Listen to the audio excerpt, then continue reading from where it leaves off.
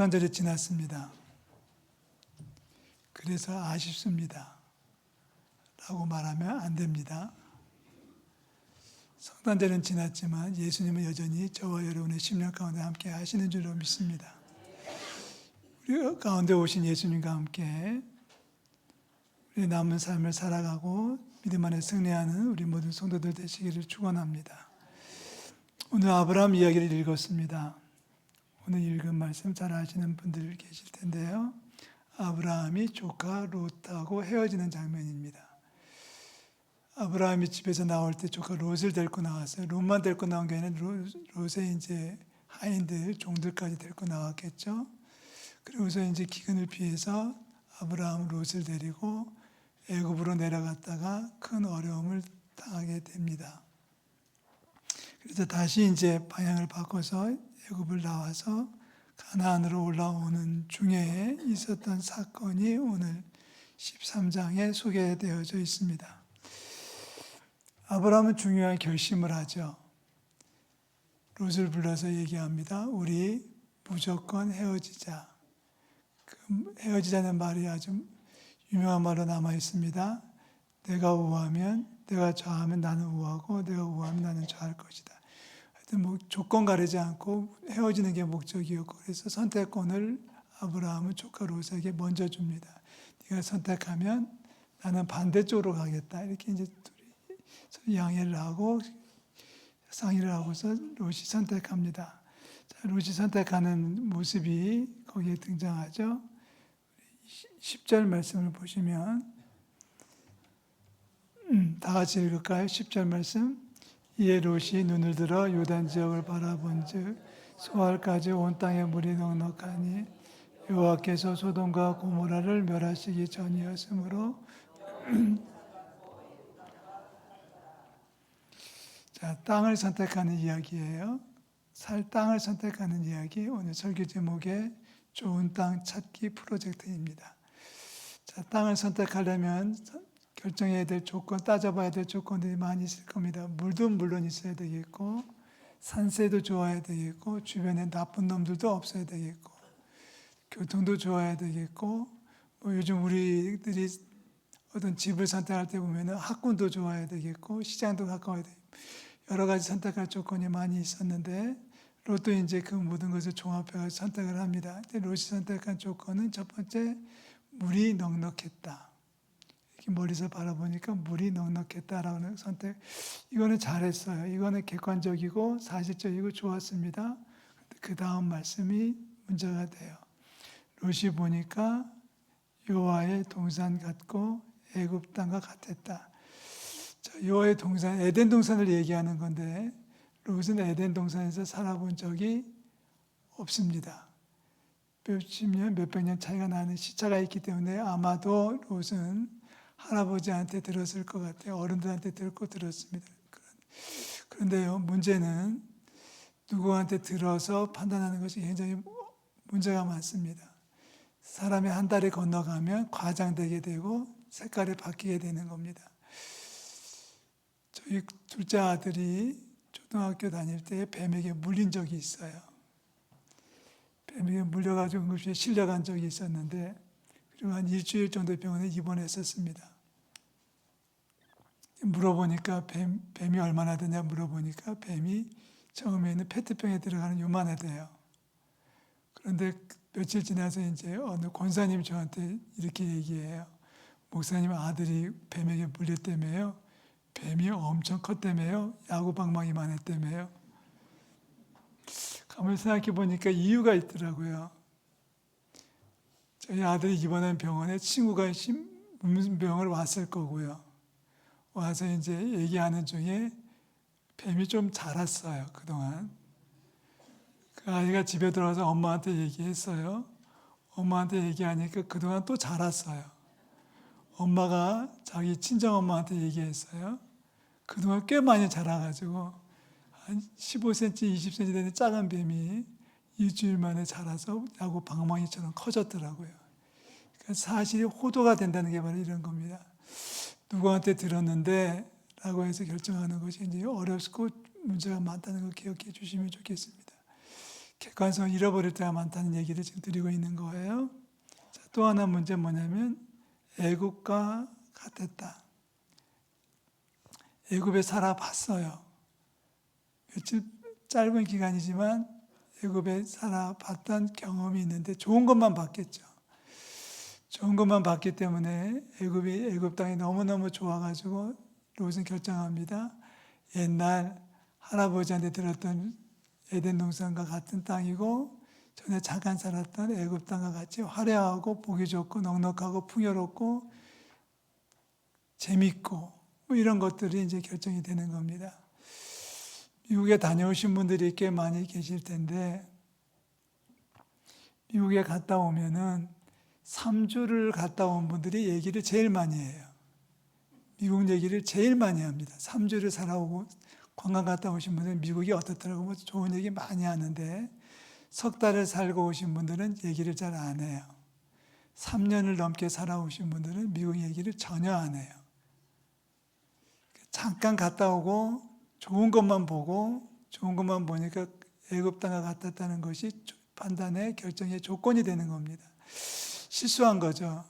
자, 물이 넉넉한 거 좋습니다. 그거는 충분히 이해는 가지만 누구한테 들어서 좋은 땅, 잠깐 보고 온 땅, 그래서 좋은 땅, 그래서 난 이게 좋아라고 말하는 거 굉장히 위험합니다. 자, 우리 성도들한테 한마디 하고 넘어갑니다. 유튜브에 나왔다고 진리가 아닙니다.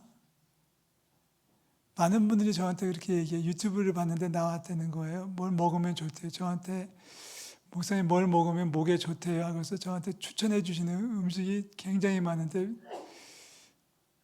징그러운 벌레도 끓여 먹으면 좋다는 거예요. 그래서 왜 어디서 들었냐 그랬더니 유튜브에서 봤다는 거예요. 유튜브에 나오는 이야기 가운데 진리가 아닌 것이 훨씬 더 많을 거래요. 가짜 뉴스, 가짜 정보. 이런 정보를 가지고 롯의 결정한 이 땅은 물은 넉넉했을지 몰라도 좋은 땅이 아니었습니다. 화려했고 재미있어 보였고 풍요로워 보였지만 거기에는 결정적으로 악인들이 득실거리고 있는 땅을 선택해서 결국 롯은 멸망당하지 않습니까? 자, 그런데 이제부터 우리가 생각을 좀 바꿔야 돼요. 자, 우리 14절 말씀을 보겠습니다. 14절 다 같이 읽습니다. 롯이 아브라함을 떠난 후에 여호와께서 아브라함에게 이르시되 너는 눈을 들어 너 있는 곳에서 그리고 동쪽과 서쪽을 바라보라. 15절 보이는 땅을 내가 너와 내 자손에게 주리니 영원히 이르리라. 아멘. 자, 좋은 땅의 기준이 뭐예요? 적어도 믿음 안에서 볼 때 좋은 땅의 기준은 애굽 땅과 같아서 좋은 땅이 아니라 에덴과 같아서 좋은 땅이 아니라 풍요롭고 물이 많아서 좋은 땅이 아니라 좋은 땅의 기준은 하나님이 정해 주신 땅입니다. 하나님이 정해 주신 땅이 좋은 땅이라고 받아들이는 것을 믿음이라고 얘기합니다. 아무리 척박해 보이고 아무리 안 좋아 보여도 하나님이 여기야라고 말하면 아멘 할 수 있는 게 믿음이에요. 지금 아브라함은 하나님께서 나타나셔서 말씀하십니다. 너 있는 곳에서 동서남쪽 북쪽을 바라봐. 이 땅을 내가 너한테 줄게. 내가 항상 함께해 줄게라고 말씀하셨습니다. 자, 17절 말씀 한 번 더 읽을까요? 17절 너는 일어나 그 땅을 종과 행으로 두어 다녀보라. 내가 그것을 내게 주리라. 아멘. 여러분 고백할 수 있어야 돼요. 믿음을 가지고 있다면 고백할 수 있어야 됩니다. 좋은 땅의 기준은 하나님이 주시는 땅입니다. 할렐루야. 좋은 집은 어느 집이 좋은 집이에요? 하나님이 정해주신 집이 좋은 집이에요. 평수가 넓고 시설이 좋은 집이 아니라 하나님이 함께해 주시는 집이 좋은 집이에요. 자, 직장은 어떻을까요? 어떤 직장이 좋은 직장일까요? 연봉을 많이 주고 일하기도 편하고 일주일에 이틀만 나가도 봉급을 많이 주는 직장이 좋은 직장이 아니라 하나님의 공의가 살아있고 하나님의 임재가 있는 곳이 좋은 직장입니다. 이걸 고백하는 게 믿음이에요. 사람은 어떨까요? 누가 좋은 사람일까요? 누가 좋은 사람일까요? 여러 사람이 있어요. 요즘 뭐 그런 프로가 있더구만요. 이렇게 솔로들이 나와가지고 짝짓기 하는 프로가 있어가지고 가끔씩 보는데 어떻게 보면 안타깝기도 하고 좀 창피하기도 하고 불쌍하기도 하고 그렇습니다만 하여튼 자기를 자랑하려고 노력들을 많이 하는데 뭐 연봉이 얼마다, 직장이 뭐다, 학력이 뭐다, 뭐 자기는 다 수용할 수 있다, 뭐 여러 가지 말들을 많이 하는데 제가 볼 때는 좋은 사람은 누구냐면 하나님이 함께 하시는 사람이 좋은 사람이에요. 할렐루야.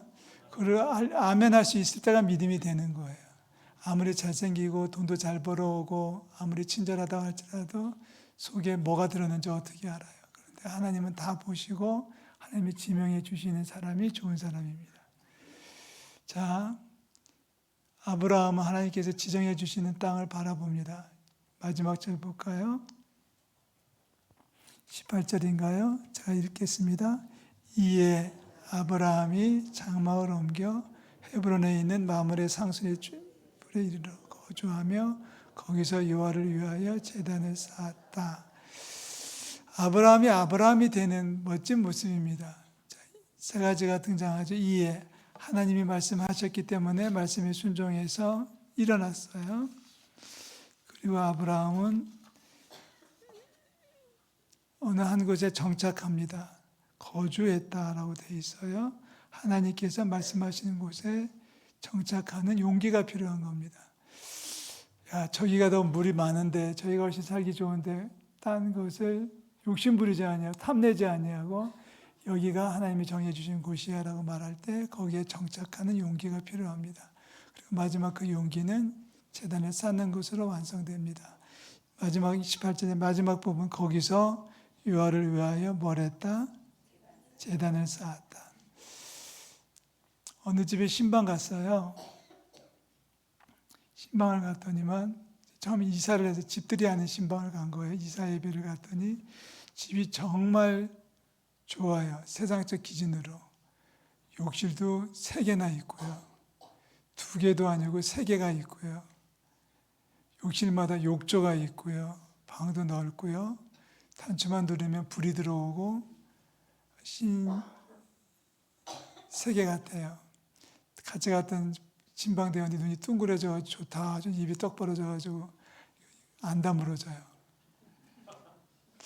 그 모습을 가만히 지켜보고 있다가 갑자기 샘이 났어요. 진짜 좋은 집은 뭘까? 그래서 예배를 시작하고 말씀을 증거하면서 예배할 수 있어서 너무 좋으네요. 그랬습니다. 예배할 수 있어서 그 집이 좋은 거예요. 평수가 넓어서 좋은 게 아니라 예배할 수 있어서 좋은 거예요. 오늘이 복된 이유는 오늘이 28일이라서 좋은 게 아니라 날씨가 좋아서 좋은 게 아니라 오늘 이 자리 예배의 자리에 앉아 계셔서 좋은 거예요.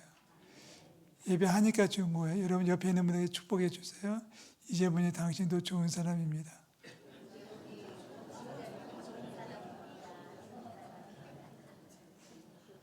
자, 문제 드릴게요. 맞춰보세요.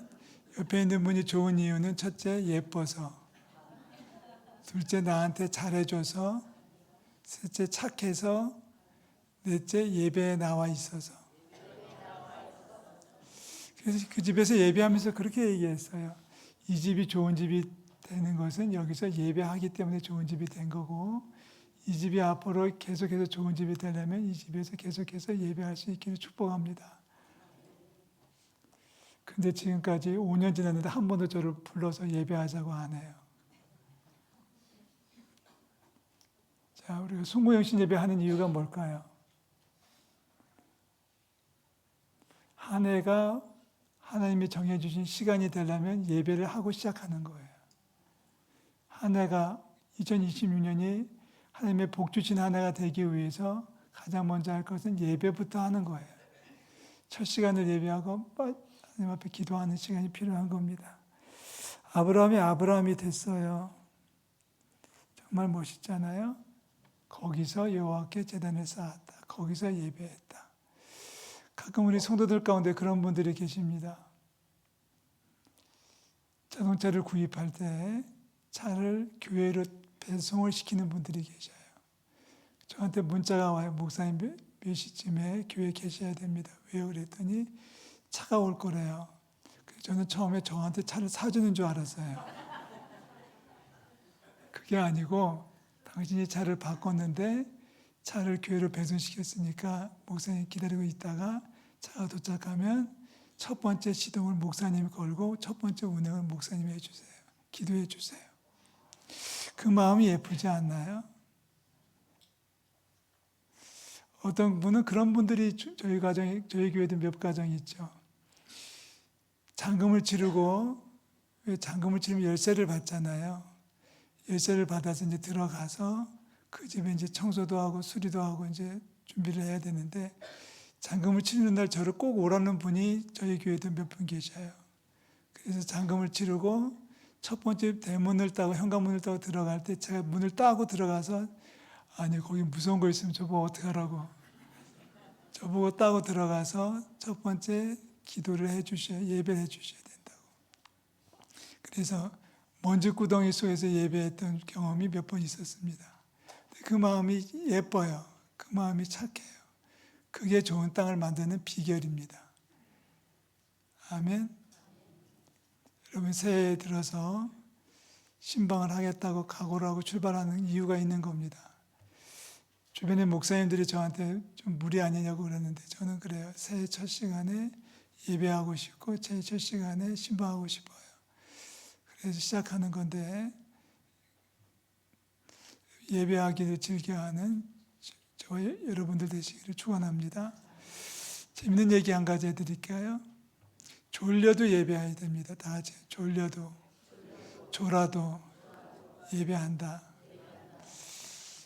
30대 어떤 젊은 목사님이 미국에 유학을 갔다가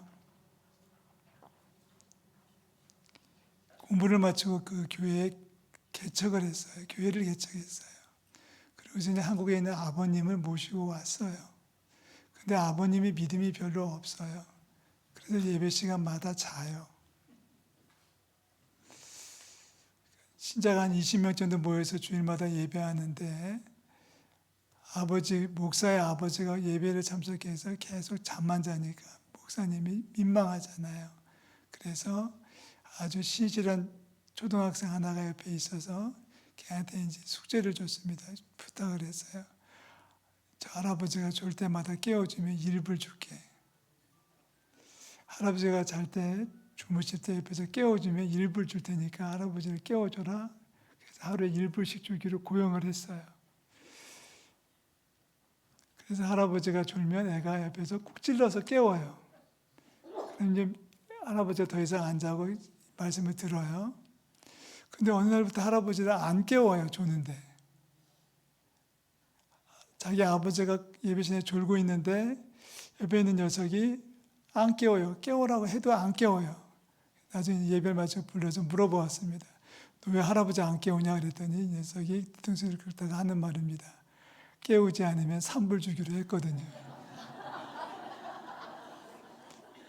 내가 졸아도 깨우지 않으면 내가 3불을 주기로 해서 3불을 받기로 해가지고 안 깨웠다는 거예요.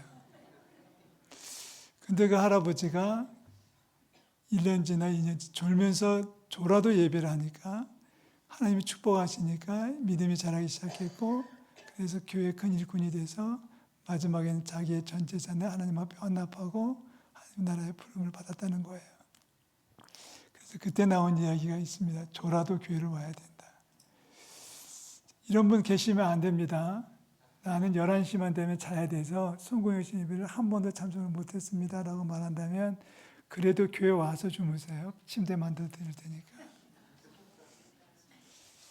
어제 밤새 일하고 와서 너무 피곤해서 교회를 못 온다? 아닙니다. 예배하며 주께서 복의 복을 더해 주실 줄로 믿습니다. 예배는 믿음의 완성이고 믿음의 어떻게 보면 또 시작이에요. 믿음이 없는 예배는 존재하지 않습니다. 아브라함이 된 이유는 하나님이 명령하시니까 갔고 거기에 정착을 했고 거기서 예배했기 때문에 아브라함의 믿음이 완성돼 가기 시작해서 결국 믿음의 조상이라는 부름을 받게 된 겁니다. 아브라함처럼 살았으면 좋겠어요.